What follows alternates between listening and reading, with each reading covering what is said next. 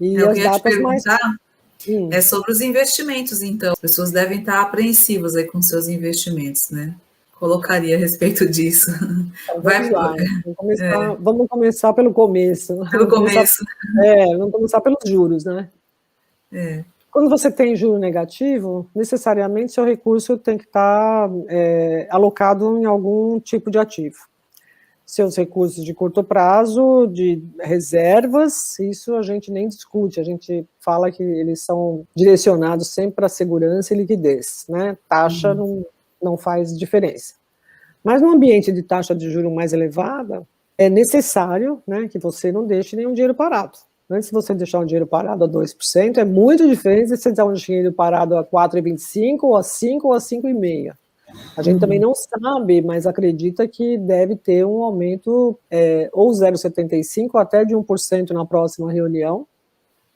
Então, essa taxa de juros passa dos 5% ou bate 5%, que não é nada desprezível, né?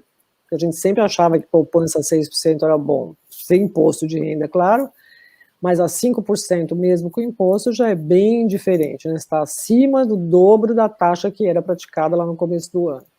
Então, isso é um fator bastante favorável também para direcionar algum recurso para a taxa de juros.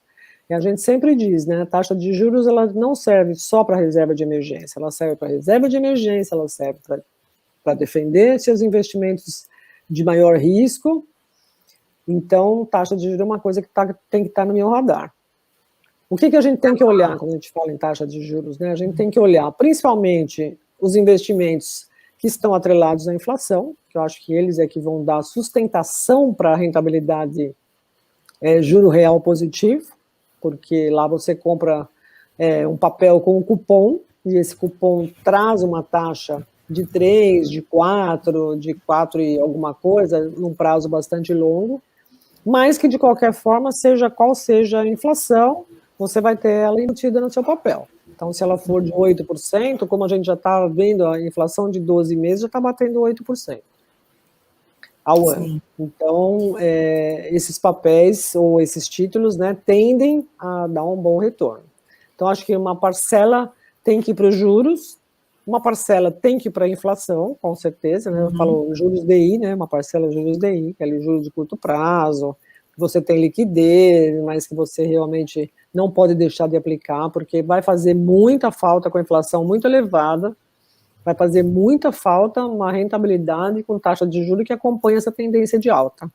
Então, na tendência de alta, a gente sempre aprendeu, né, educação financeira, que é assim, a tendência de alta eu vou ficar em pós fixados.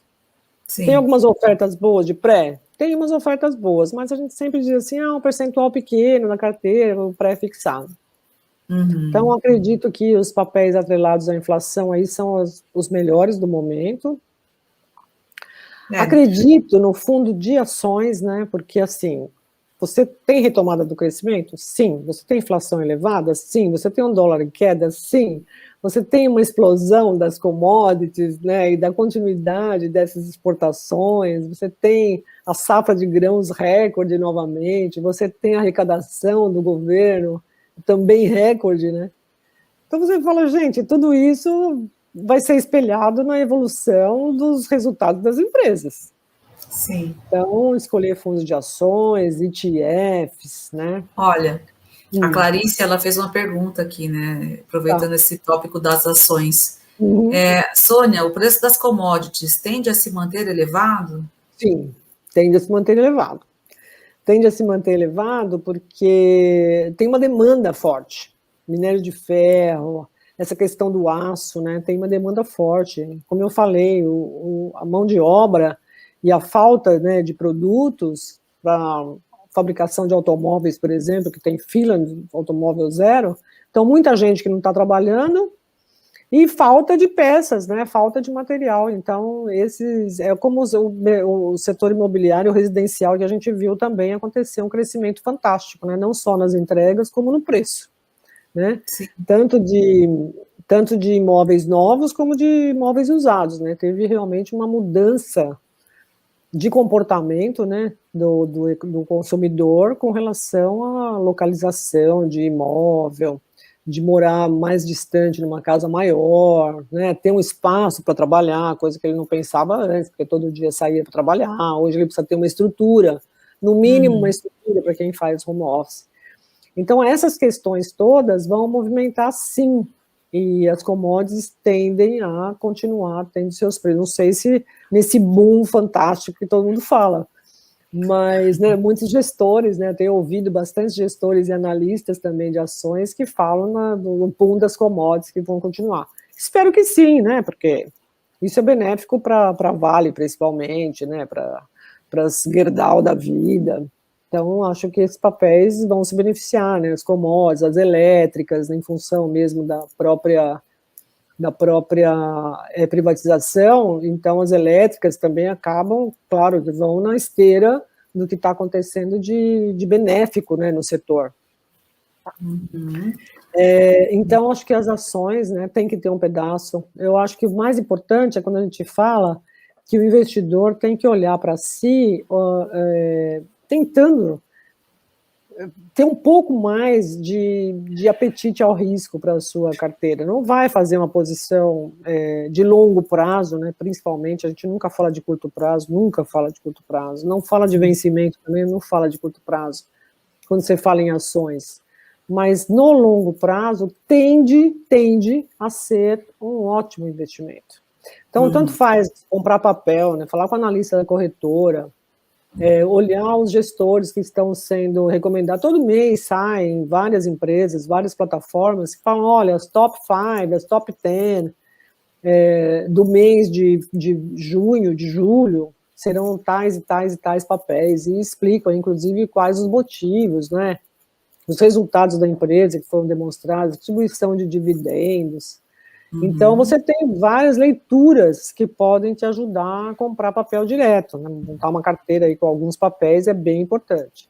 Os ETFs, né, que são fundos, têm suas vantagens, suas desvantagens, eles são fundos também relacionados a indicadores, né, principalmente ETF de ações, né, que é o BOVA11, ele congrega ali todas as ações do índice e cresce ou evolui de acordo com o índice.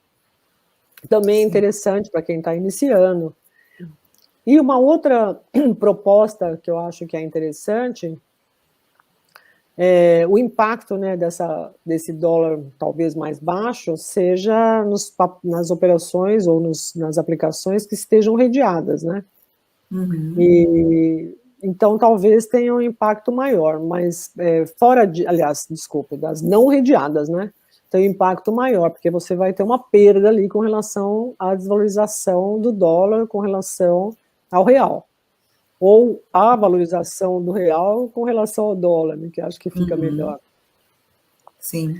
Então, as operações dolarizadas, eu acredito que deva estar nas carteiras de longo prazo, porque também ela vai sustentar, né, essa parte da moeda, e vai defender a sua parte de só reais, né, mercado doméstico, né, ações brasileiras, renda fixa, tudo que é relacionado ao mercado doméstico, aí você fica sem uma base, né, de sustentação, por isso que é importante dolarizar uma parte da carteira. Isso é importante não só do ponto de vista do longo prazo, mas também do ponto de vista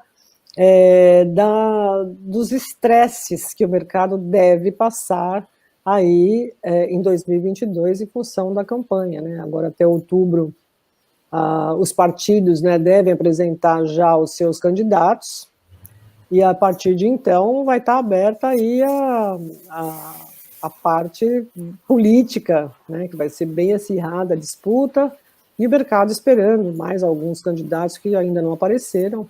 De qualquer maneira, o mercado está bastante polarizado entre o Lula e o Bolsonaro, né?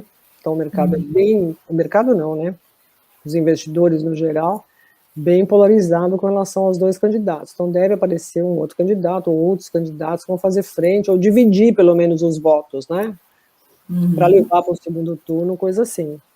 Então, dolarizar vai ser importante nesse sentido. No momento... Quando você fala em dolarizar, né, é possível dolarizar ou aproveitar aquela alta do mercado americano que você citou também, para as pessoas Sim, que são mais leigas, não entendem ainda tanto do nosso mercado, né?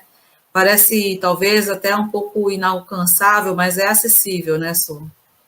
Totalmente acessível. Hoje você tem muitas operações, os próprios multimercados já operam com um percentual elevado, né, de operações feitas no exterior. Alguns multimercados alguns multimercados. Os ETFs, né, você tem ETFs são relacionados ao mercado americano. Você tem fundos, né, são totalmente voltados para a tecnologia, o Bolsa Americana, você tem vários fundos no mercado que trabalham dólar, né? Você tem as operações em ouro. Na semana retrasada, saiu uma reportagem.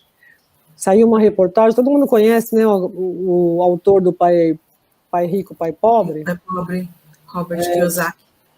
Que ele dizia que ele ia comprar ouro, né? Ele ia comprar prata, desculpa, que ele ia comprar prata. E aí teve assim, uma certa movimentação no mercado com relação aos fundos e com relação aos fundos já de metais mesmo. Então, fundos de ouro já começaram de novo fazer frente aí à concorrência para diversificação de carteira. Então, você tem N opções, né, e ouro também vinculado ao dólar, né? Então, você tem N opções para diversificar a carteira. E como a gente já conversava hoje à tarde, não fazer um resultado, um retorno de soma zero, né? Fazer um resultado de correlação soma zero. Efetivamente positivo. Quer dizer, ganhei no juro porque eu fiz um pós-fixado, parte da minha carteira, primeiro para assegurar uma rentabilidade, atingir possivelmente uma parte de juro real por conta de papéis atrelados à inflação. Estou fazendo uma parte da minha carteira em ações, acredito que há uma evolução positiva no resultado das empresas no segundo semestre, ou próximos semestres, né? A gente vai falar longo prazo, é longo prazo mesmo. Sim.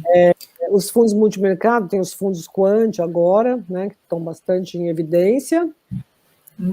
As operações dolarizadas também a gente não pode esquecer. E, por último, eu deixaria os fundos imobiliários, né? Esperar essa questão dos dividendos para 2022 realmente passar, e houve uma desvalorização por conta disso, o mercado ficou bastante reticente, e deixaria tem uma por último, pergunta, inclusive, aqui da Clarice. Não deixa de ser interessante, pode falar. A Clarice pergunta, Sônia, o que diria do comportamento dos fundos imobiliários nessa tendência de alta da taxa Selic? Complicado. Boa pergunta, né, Clarice? Ótima pergunta, aliás. A alta da Selic, ela sempre faz com que os recursos que estão nos imóveis vão para juros. Né? E você não consegue, muitas vezes, rentabilizar em termos de aluguel o mesmo que você consegue rentabilizar numa taxa de juros elevada. Então, o mercado faz um certo movimento nesse sentido. De qualquer maneira, eu sempre atento, pelo menos por enquanto, até o final do ano, para o seguinte: esses fundos imobiliários, né, bons fundos imobiliários, que se comprometem a remunerar ou inflação, ou uma taxa de juro, perseguem, né, uma taxa de juro realmente satisfatória, mesmo com o valor da cota muito abaixo, você vai ter aí uma rentabilidade mês a mês interessante. Então, é discutível essa questão do imposto de renda vir ou não, que eu acho que aí a indústria vai sofrer bastante. Se houver uma taxação, né, um imposto de renda sobre os rendimentos mensais distribuídos pelos fundos. Caso contrário, não importa o valor da cota, né? Eu comprei uma quantidade X de cotas e espero aquele dividendo mês a mês. Quando for o momento, eu saio da operação, eu compro outro fundo, eu migro, né, para outra coisa. Mas eu acho que é sempre bom manter na carteira. Mas eu deixei como última opção. Nesse momento, não vejo nem possibilidade da gente saber, na hora que essa reforma tributária for discutida, se realmente fica ou não. O mercado ficou bem reticente porque esvazia um pouco, né, a questão do crescimento imobiliário. Então, a gente tem que analisar se realmente isso vai ter um impacto negativo. Se tiver um impacto negativo, não será uma boa aplicação. Eu acho que quando a gente coloca lá 5% da carteira voltada para esse tipo de produto, eu não vejo nenhum problema não, pelo contrário, acho que tem ajudado bastante até agora, né? Muito bom, é super gostoso te ouvir aqui. E quem quiser conhecer a Explains, estou convidando aqui para tomar um café ou fazer um call, ligar para a gente, né, mandar um olá, ou nas redes sociais, ou via WhatsApp, fiquem à vontade, nossos números estão todos divulgados no site da Explains. Então, obrigada, Sô, se quiser se despedir, fica à vontade também. Não, agradeço, né, como sempre, a participação, prazer falar para vocês e falar com vocês.